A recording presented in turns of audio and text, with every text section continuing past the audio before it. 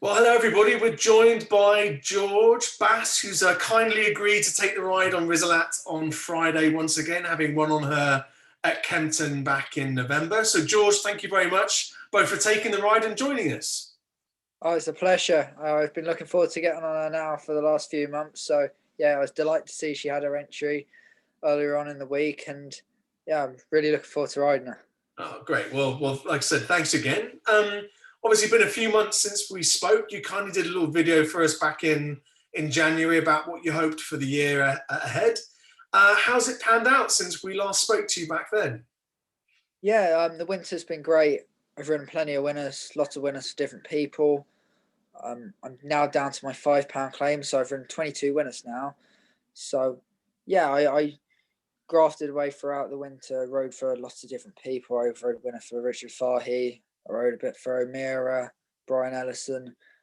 I rode out for a lot of different people in the mornings off, and yeah, hopefully it pays off come the summer. We'll give things a kick in the belly now, and yeah, just hopefully get my first winner back, because I haven't ridden a winner for a little while now, but hopefully we can do that Friday. Eh? Yeah, very much hope so. And I mean, great to hear that you've gotten your claim down from £7 to £5. Obviously, by virtue of riding winners, and obviously a young lad like yourself are managing to do that. And let's hope we can help that progress along a little bit on Friday with Rizzo. So maybe if you can tell us a little bit about what you felt last time you rode her. What did you notice about the filly?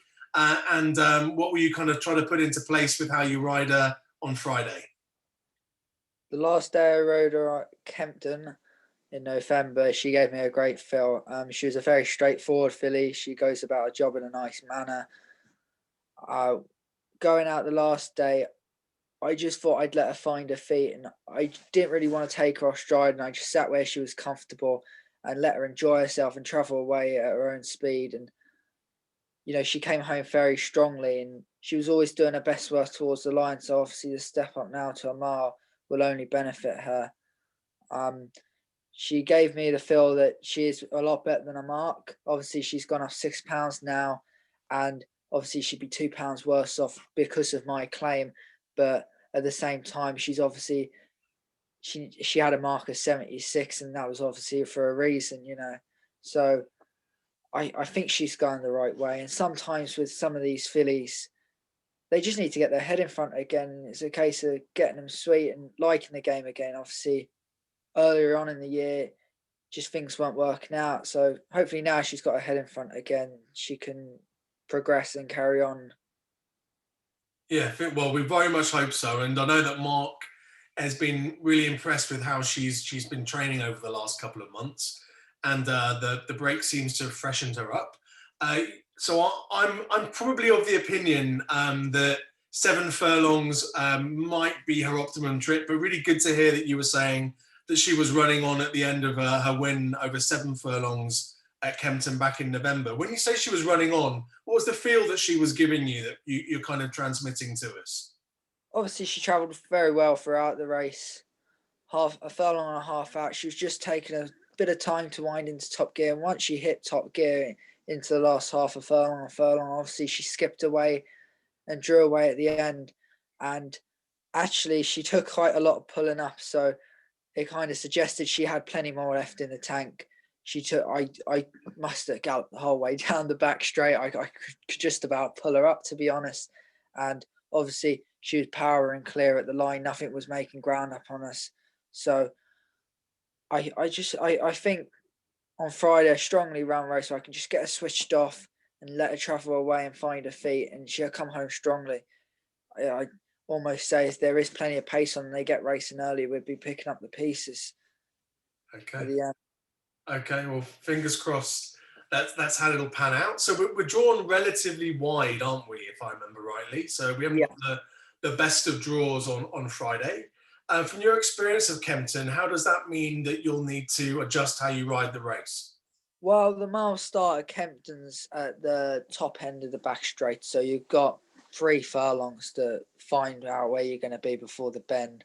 So I always, when I'm drawn out wide, I always jump to go forward. There's no point taking them back and losing lengths before you've even started. I'd jump to go forward, depending on what Mark tells me to do. But there's 11 runners, and there's going to be some bad horses in the race. Basically, could come back on me. So I'd be positive to jump her out, and if I can get a bit of cover mid diff, handy. She's straightforward anywhere. We'll just see how the race pans out. There's loads of pace, and they want to go flat out, and I just drop in mid diff and take a lead and take my time. And if that's where she's comfortable, that's what I will do. But I just wouldn't want to be I wouldn't want to be free wide going into the bend. Put it that way.